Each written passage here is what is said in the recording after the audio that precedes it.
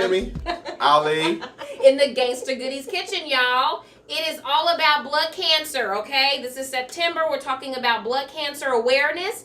And Kim and Ali are going to share their story with us. But first, we're going to show y'all how to make chicken noodle soup. Chicken noodle soup without the soda on the side. Yes. I love it. So if you guys take a look at the ingredients for today's chicken noodle soup. Today's ingredients include noodles, carrots, my special spice blend, chicken, celery, garlic, red and green bell peppers, onions, and chicken broth, y'all, for today's homemade chicken noodle soup. Okay, y'all, now that you know what ingredients you need for that chicken noodle soup, we're going to get started. So the first thing we're going to put in are onions. And this is about a half of an onion, or it may be a little more than a half. Okay? Onions are good. I love onions. And then we're going to add some red and green bell peppers. Okay? Okay. And of course, you can't have a soup without a little bit of celery. Oh, yes. Okay. And we're going to wait for a minute to put the garlic in because we don't want the garlic to burn. Gotcha. So this is just a little seasoning blend I made up. And so I always, when I put that in there, I start building. What's in the seasoning? So in the seasoning, we have garlic powder, we have paprika, we have cumin, a little bit of coriander, and I put just a hint of curry in there, Okay. a little black bite. pepper, yes, just a little bit, Seasoning yes. smell good. Does it smell good? Yeah, so we're going to sprinkle a little bit of that in there so we can start building that flavor. Okay. So is that oil you got in there? So it's a little bit of, it's a mixture of butter and olive oil. And the reason I did a mixture of butter and olive oil is because butter will burn easily. So the olive oil keeps it from burning easily. Gotcha. Yes. And hold that flavor too. Yes, it does hold that flavor. Oh, Yes. we got Erin Lagasse in the kitchen. Uh-oh. Don't play. You know I know how to cook. I'm over here smelling that. That's ready to go right I now. love it. Okay, so now we're going to add the chopped garlic. And this is probably about 4 or 5 cloves of chopped garlic. That's going to give it the flavor. Yes, I love garlic. And, oh my God, look at that, y'all. I'm looking at it. I'm about to look at it. Yes. I'm ready to go right now. It is ready. Ready. So, the other thing I'm going to throw in is the carrots. Because we want the carrots to cook. We don't want them like mushy, but I do want them to be cooked. A little firm, right? firm. Yes, yes. And, oh my God, can y'all smell that? This is Smelling not canned delicious. chicken noodle soup. No, that is not Campbell's. It is not Campbell's. Yay! It's Gangsta Goodies Kitchen. Oh, we might have to put that in the can. We can put it in a can, or we can do it frozen. Yes. And then there's a That's young nice. lady who lives, she's one of my foodie friends. And Tamar, hey, sweetie, I'm waiting for us to get our date hooked up. So I'm going to let you guys see what this kind of looks like. So you will know just kind of what it'll look like. Okay, y'all. There it is, cooking for us. Down. It smells so good. So, Ollie, tell us about your, what you were diagnosed with and how long ago was that? I was diagnosed with, what was it? Acute myeloid. I was going to call it something else. 5 years ago. So May 19th it was?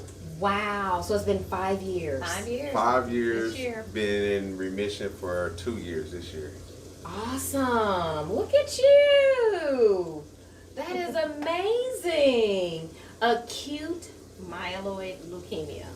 Acute myeloid leukemia, y'all. Look it up, okay? It's one of the rarest forms of cancer. I think when we first got diagnosed, I think it was One of the most aggressive forms. one of them, but it's blood rare cancer. too. And what was the numbers he told us? Like, I think 10,000, 16,000 people get it a year. Really? So very rare and very aggressive. Yeah, compared to the numbers for like breast cancer, which is up in like the multiple hundreds of thousands. Yes. Okay. So now, what were your symptoms? How did you know something was going on? Believe it or not. Cancer's a mystery disease to me. I didn't feel like nothing was wrong with me, but I was getting what they call canker sores in my mouth periodically for about 6 months before I got diagnosed. Okay. Wow. And so the canker sores was just your body's way of saying, hey, There's there's something going on. The thing was that the leukemia was, I had, as we discussed, it's a blood cancer. Correct. As we know. And what was going on was my immune system was becoming weakened. And so, if you know, your mouth has the most germs in it. So as my blood cell count was coming down, that's what was going on. That was what was allowing That them was his body's response. have the reoccurring canker sores. Really? Yeah. Wow. And so you just decided, or Kim decided, we going to the hospital. Look, let me This tell you her how it really happened. this her portion of the story. This is how it really happened. He was stubborn. It was a 6-month, pretty much, time frame. Okay. So when the doctor was like, he needs to go get his labs drawn, I'm going to redo the order, make sure he goes. So I was supposed to go in December. I told her I was going to wait. We waited. I think it was February, and Okay. I still didn't go in February. And then we went to St. Louis in April. And Okay. I had the worst of them all. I still got scarring in my mouth from it. Wow. I felt like a beast had been inside my mouth and just like ripped the top of my mouth open. Oh And we my was in St. Louis. goodness. And I told her, I said, when I get back, I said, when we left for St. Louis, I said, when I get back, if this thing ain't showing no signs of healing, then we're going to go to the doctor. Okay. And so she set the Wow. appointment, and now you could tell them that part, because that was... Oh, yeah. So I set the appointment. We go to a KU's clinic up north. No, don't leave out. Okay. Don't leave, this is the thing. She sets the appointment, They and couldn't get him in I wasn't supposed to until be seen June. till June. And you was like, oh, no. I told them, I said, he cannot wait till June. He needs to be seen ASAP. And Right. they said, well, we can get him in with Dr. Ali Muhammad. Okay. And we can see him May. Okay. And it was May the 19th. Okay. So we go to the clinic. They draw labs. The doctor's talking to us and everything. And he comes back and he says, don't go home and get a charger. Don't go get a change of clothes. You guys need to go straight to the hospital. You have leukemia cells in your blood. Oh my God. I'm crying. I can't see. I missed the exit. He Oh, doesn't my- know what to think at this time. How many pounds did you lose? 15? No, I 20? went to the hospital. He was 150 pounds 150 when we got pounds. to the hospital, and he normally carries That was about a- 185. I was 30 pounds less than I normally. 40 pounds less than what I was. Wow. And that's because you couldn't really eat. Yeah. It's Show that chicken. Yes. Yeah, that's so colorful. It looks It so good. is. Look, y'all. That chicken noodle soup gonna be good. Okay. Okay, so now y'all see what that looks like. We're letting that simmer together. Again, that chicken is already done. So we're just gonna start adding our fluid. This is sodium-free chicken broth. Okay? And so we're just gonna start adding it in. Yes. And I try not to, in my cooking, to use extra sodium, you know, the noodles. And so these noodles there is a Amish family that come down to the city market, and I buy my noodles from them. They got the best peanut butter cookies. Oh my God. They're jams. And the best jelly. Yeah. Not gonna play about that Amish jelly. Yes. Blackberry. Yes. That was my mother's favorite, was the blackberry. Yes. That jelly's serious. And the noodles are same thing, you know. And when I make this for people, they're like, "What kind of noodles did you use?" And I'm like, "My Amish peeps, they are What's that, from the earth? yes. They don't cook with all that extra stuff, you know. So we're gonna put these noodles in here. Tell everybody they already pre-cooked so they know. Yes, they are already pre-cooked, y'all. They are not hard noodles. No. Don't mess up your soup. Yes. So these are pre-cooked noodles. I cooked them ahead of time so that they would be ready. Oh, yeah, that's real. And wow. That's real right there. Oh, chocolate. yeah. Look at that. Okay. We're going to put a little more flavoring in here. We're going to put the lid on and let it simmer for a few minutes, y'all. And when we come back, we're going to taste this chicken noodle soup. Great. And we're going to learn more about Ali's journey with leukemia and Kim's journey as his wife and caretaker.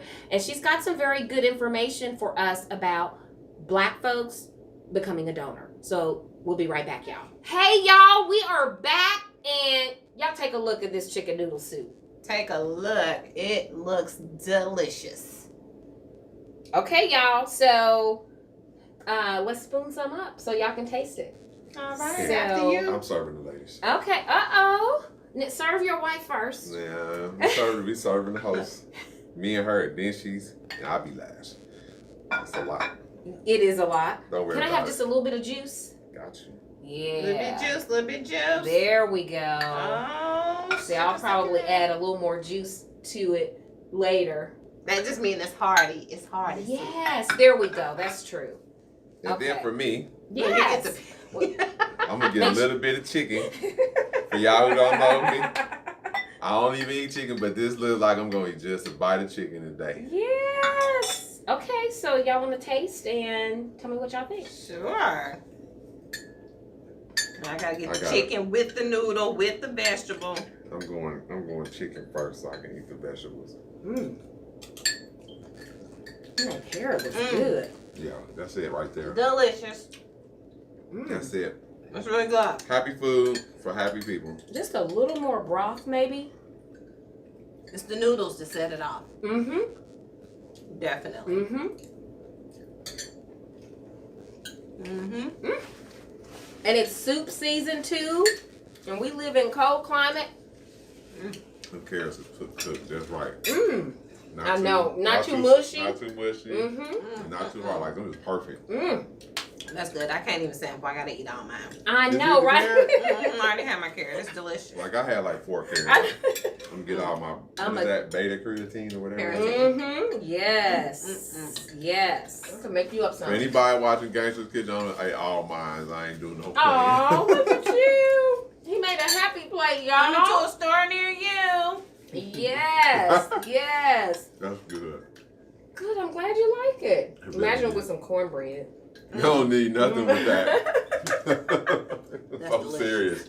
I'm glad you like it. I ain't ate a good soup in a long time. That's it right And I there. love soups. You know, especially in the fall and the winter of the year. Mm-hmm. I'm a soup kind of lover. I'm That's glad good. you all like it. So you guys, I'll put the recipe up so you can try this. I promise you, your family will absolutely love it. And I- Cook it today and you'll have enough for tomorrow, okay? So, Great. blood cancers, y'all. That's what we're talking about today. And I wanted to ask him how, and you gave us just a little bit of it before the break, but how was that for you?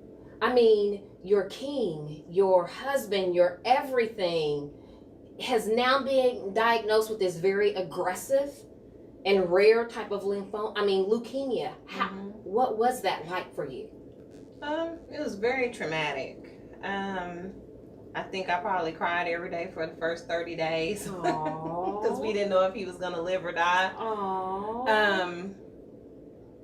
You know, spending all those days at the hospital. Yes. And it was bad because we had seizures, coughs, Mhm. anything like that. So when he heard that, he was like, "Oh hell no! Mm-hmm. Y'all can take me home to die because it ain't no way in hell I'm gonna be up in here. My son can't come up in here." Absolutely. Absolutely. His team was absolutely wonderful. They reconvened at that table on Monday morning. Mm-hmm. and they let Amir stay with us in the room. Oh. So he was there at the hospital with us the whole time. So that part was easy, just to be there and have all of us together. Yes. We had 2 older sons. One was at college, the other one was working, and you know they were pretty much self-sufficient. But the baby, I just couldn't leave him with somebody while I took care of him. Absolutely. Yeah, and you know, just through it, you're just going through it. Everybody's response is going to be different. Yes. Being a caregiver is really, really tough. And you know, everybody is focusing on the patient. And it was not until we talked to a psychologist, I went with him, and she said, "And how are you doing today?" Absolutely. And my world just stopped, and I was like, somebody is acknowledging me. Yes. So yes. You know, it was absolutely wonderful to be included in that process. Absolutely, yes. You know, not that my husband discredited anything that I did, but you know, he's going through his own battle, and it's our battle. I'm taking care of him, but I'm still having to take care of myself and try to get the baby to school and do all these different things. Absolutely. So, you know, it was quite the trial, but we got through it. Yes. So being a caregiver is absolutely wonderful, and I would tell anybody who's taking care of a loved one, you will feel like you're getting scooted off to the side and you don't count, and you know nobody's paying attention to what you do. They are. Absolutely. You know, they might not just express it like that, but everybody sees everything that you do. Yes. And your loved one will really appreciate it, and they know from the inside out, up and down, that without you, there's no them. Absolutely. And my husband definitely expressed that to me. Oh, so, you're gonna make me cry. It is such a, you know, I think a lot of times. Wonderful. Yes. Yes. Now, and as the patient, I mean, you know, the thoughts that had to have gone through your mind, you know, and tell us, you know, what that was like being, you know, the head of your household, the protector, you know, the provider, the mechanic, the doggone appliance man, the lawn man, everything. My whole world shut down. Yes. And here you are in a position and you can't do any of those things. I guess first for me, you know, I gotta say that because I believe in God, so that was just my first response. Kind of like listening. Sometimes I'm listening to people talk about it, and I think the cancer just brought me to a different sort of reality. And I think the first and foremost was just the startling fact of how uninformed we were in our community. So I'm free in the shirt that we wear, which is the lack of donors, the elite blood cancer, and so my first response was like, go down here and talk to Eric. I had to talk to Eric before because he did an article on me for Father's Day. I think I got as many people was around me was aware. Number one was aware of cancer, because for me it was something that was like a taboo. Like you hear people, but how many people really know people with cancer? And then until it comes to your house, you don't really understand how you should respond to it. And so when it came home, it was like, it's here, and then all of a sudden your wife gotta help you get up the stairs, and cancer is such that when you walk in there, like she said, you sit down and they say you got cancer, boom, it's like right then and there you feel a whole nother tomorrow just happened to you, like, and whoever's sitting with you, and then you gotta call and start telling the people that you love. Oh my God, our ride home was awful. That right there in and of itself, every time you pick up the phone, you got to start the same conversation all over again. Yes. And, you know, if you got the support network that we had, my best friend, one of my best friends, this is one of my brothers, we go back 20 years now. He's driving his dump truck. He just happens to be riding past us as we was leaving the clinic to go home to get our stuff to go to the hospital. I'm like, there he is right there, man. I call him. He's like, what's up, man? And I could see him in his truck. Wow. And I'm like, dude, I just found out I got cancer. And like, he's the first person that I told that was one of my friends. And then after that, I just had the dominoes just started falling. And it was like, in my mind, I was calm, but it was a reality that I had to accept. But the people that I love, it was hurting me more to call them and tell them yes. that you might be having to lose me, and I don't know how much time we got, because at that point we didn't know what it was going to be. Anything. Wow. His friends were on the phone crying. He talking about take These care of is my grown wife men. and kids. Yes. Please And take these care is of grown Kim and men. the boys, 'cause I don't And know. we ain't here in I'ma Gangster make it. Kitchen. These are some of the toughest guys Yes. that I know. We've done. We work together. We play together. Wow. We support our families together. So to call them and be like, I might not be part of the equation no more. I could always cry because I'm like, wow. I gotta lose my friends. Like, how did you call your friends? Like, hey, it might not be no more us. And like, you never think. Today I tell all my friends, and this is not a guy thing, but I tell them like, dude, when I get off that phone, I love you, bro. Yes. Because you don't never know.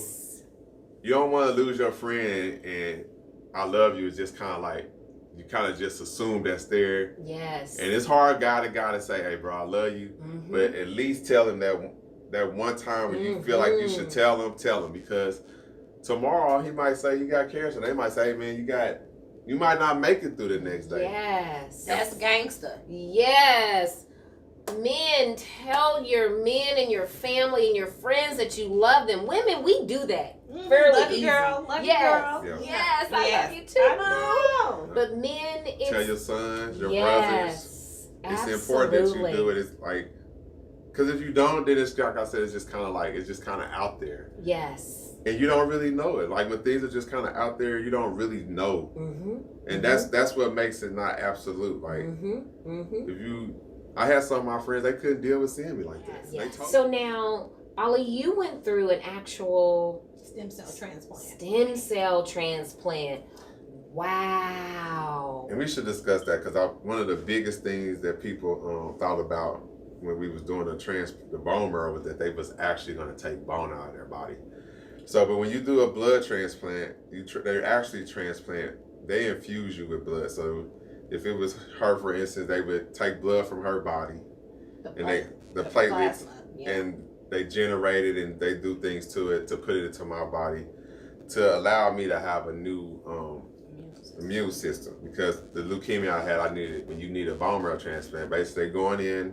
I'll never forget the doctor explained it to us this way. So when you go out and you driving past a farm and you see it's all burnt, that's what the chemo gonna do when we put it in. It's gonna burn everything in your bone marrow. It's gonna be it's gonna be clean, and we're gonna come in with this new marrow from your brother, and they put that in, and it was painless for both of us. I think he had they drew his blood that morning for like 2 or 3 hours. 2 days in a row because I took it. And okay, so they draw 2 days in a row from the donor. Mm-hmm. Okay. Because they wanted to get extra cells to make sure in case he needed some more that they had plenty. Wow. So they had 3 times the dose, right? Didn't they say they got 3 times the dose of cells that they needed? Okay. In the apheresis clinic. Nice. So your brother was a match. So this is another, so many elements for me about the leukemia. So, you had these levels of match. So the most important match was you needed it to have the same mother, same father, because they go to your siblings first. So if your mother and father are only a half match to you. Wow. Y'all let that sink in. So genetics and DNA. So the people that should be full match should be your siblings. If you got the same mother and father. But if you don't if you don't, then you have this likelihood where they're a half match. Just so happened my brother was 75% match for me. Wow. Which means my mother has to be the dominant one. Go, Vicky! Because we have different fathers. So okay. And he was but when the doctor was, that's what I'm saying, when we was going through some of the things that was preparing us for treatment, to hear that how important that you're having the same mother and father was to having a match for you at this point in life. Wow. Was like mind blowing. So again, this is before I go talk to Eric. So I'm telling Eric all this stuff when I get there, like, dude, this is this and this and this. It's like, we need to talk about this. People need to know this, that, this is how important family is. This is how important that your mate is. Yes. That something like this could show up and it could be detrimental just because we don't have the same mother and father. Wow. Y'all hear that? So, for example, my brothers and I, we have the same mom, but we don't have the same dad. So, the likelihood of them even being a 50% match for me is slim. Just went down. You just went down right away. And they tell you that when they talk to you, it's like, well, Wow. what's this? Is this person related to you this way? So then after they go through that pool, your immediate family, your immediate is your mother, your father, your brothers and sisters. Then after that, they'll step into your uncles, aunties, and they'll branch out. And so now you get into this pool, hence us wearing these shirts today of delete blood cancer, where you got to go outside. And now the likelihood of you having a match, because black people don't sign up for this. We don't have the awareness that we should be at least on the list. Okay. And give somebody the possibility of life. Like I told my wife when we was, I said, what better gift can you give somebody than the ability to live? You can't buy that anywhere on the planet. Right. If she was a match for me today, and it was gonna save my life. Yes. Then it'd be something you should do. But absolutely. We had this. I had a lot of people who talked about Tuskegee and had all these phobias, all these black taboos about medicine and things where medicine is in people's lives.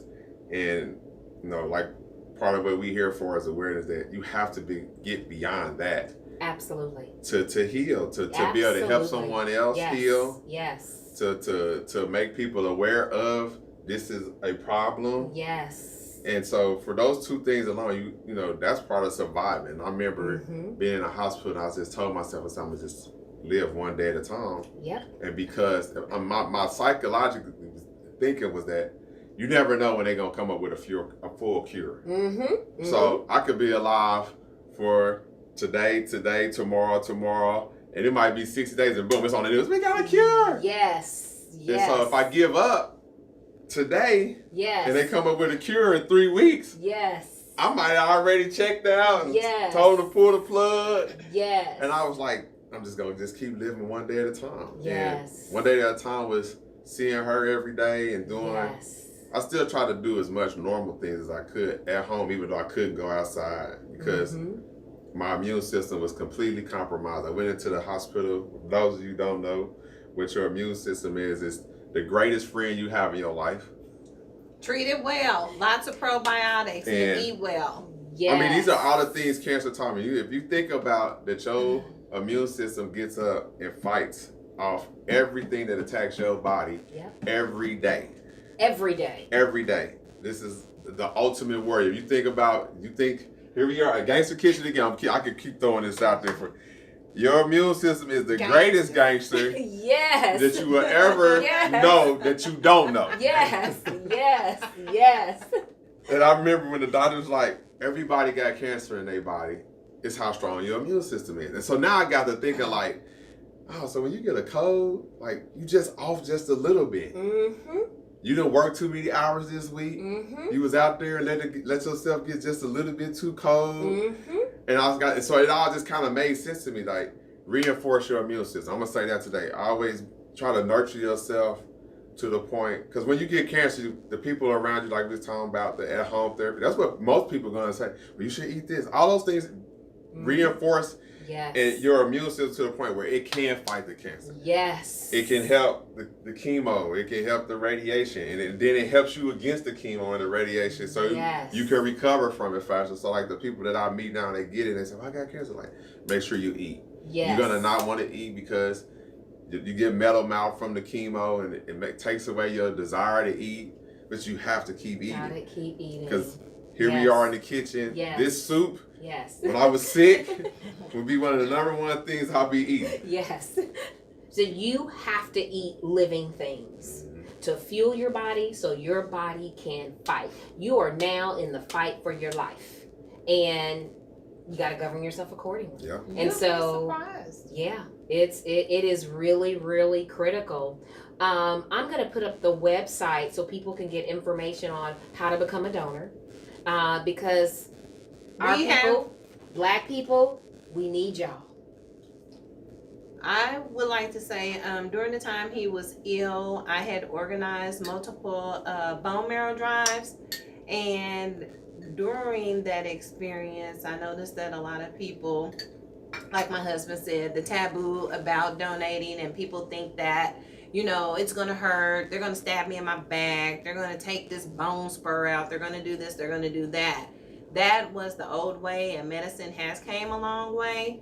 But what I did take away from my experiences was how many people I had to turn away because they were of age, but they might be overweight, or they might have hypertension, or they might have high blood pressure, or they might be taking a medicine for something else. And, you know, that slims our chances even more. So, you know, it's very important to take care of yourself, because you will never know when you'll be in a position to where you may need to help somebody else. Yes. Wow, that is huge. Yeah. That is huge. Okay, y'all, we gotta get fit and stay fit. We gotta be ready for the fight, because it's real. Don't wait until it hits your house, because we had never done Light the Night Leukemia and Lymphoma Walk. I had never been to anybody's bone marrow drive. I've given blood before. I've never done anything like that. And you know, they say when you gangster, when one person's doing time, everybody's doing time. So when your family member got cancer, everybody has cancer. And you know, it's just really, really serious. People, like, go get swabbed. I mean, literally, it takes 5 seconds. You fill out a paper, they check your risk factors, they stick a Q-tip in the back of your mouth, we seal it up in an envelope, mail it off. You got a card showing that you're a donor, kind of like an organ donor, on your driver's license. And I actually received a call to be a donor for somebody. I was a tissue match, but they must have passed away because I didn't hear anything else after that. Kim and Ali, thank you so much for sharing today. I mean, it is, we're all committed to raising awareness, and we're going to keep on until we all know what the impact of blood cancers, and that they come knocking on our doors, y'all. They come knocking on Black people's door more than y'all would ever even imagine. For real. You know, it really, really does. Ali, is there anything else you want to say to everyone? I did at first, but she kind of probably said enough. Okay. But I'll add one thing, Yes. just for understanding having cancer, that there is a financial element too. Like she mentioned, me, or if you the primary caregiver and you just a single parent, that who's going to take care of the house now? Who's going to pay the bills now? So, you know, one of my things I tell people now is good people do good things. And, you know, I'm a Muslim, but my friends is Christian. I got Christian friends. I had Jewish friends. I had gangster friends. Yes. You know, good. And that's why I came up with that. You know, I was laying there and all these people was coming to see me, and I was like, you know what? It's just remove the title. Because good people do good things. So, you know, part of being a good person is living healthy. You know, like I tell my wife, you know, how can you be healthy and wealthy? You have to be healthy first. If you're not healthy, you can never attain the wealth that you're seeking. You know, you're not in good shape. You don't have the energy to work. You're not consuming the proper foods to give you the proper energy to take care of your body, to take care of your family. Yes. You're putting too many intoxicants in you. So you're not in a good place to make it to the things you want to achieve in life. You know, longevity with age, being able to, like I say, financially achieve what you want to achieve. It's not about being rich. You know, the word wealthy has part of it is being well. Yes. You know, that's the root word of wealth, is to be well. If you're not well, then you can't perform well. You can't be healthy. So that's kind of what I would say. I want to thank you so much for, you know, allowing me to come down here, allowing my wife to come down here. This is something that's very near and dear to our hearts. And we look forward to more opportunities like this in the future. Yes, absolutely. We're going to create those opportunities. We ain't going to wait for them to come. We're going to create them, okay? I know that's right. Yes, Kim, thank you so much. Thank you for having us. I really, really appreciate you in more ways than you can imagine. Being someone who deals with a blood cancer as well, having that caregiver it makes all the difference. I turned into a nurse overnight. And I don't even like blood and guts. But I was flushing PICC lines and changing dressings and doing all kind of stuff. Yes. But thank you so much. Yeah, you know. Thank it's you just one so of those things. much. Thank you for having It us. takes it. Yeah, we need y'all. We really, really do. Yes. Thank you all so much for watching. Don't forget, men, go to the hospital. If you feel something, think something, Right. just go to the hospital and find out. Ladies, I know we get in the thick of it and rushing around taking care of our families too. Go to the hospital. It's better to be safe than sorry. So thank you all so much for watching and for listening to our stories of living and surviving blood cancers. We love you all. Peace out, y'all.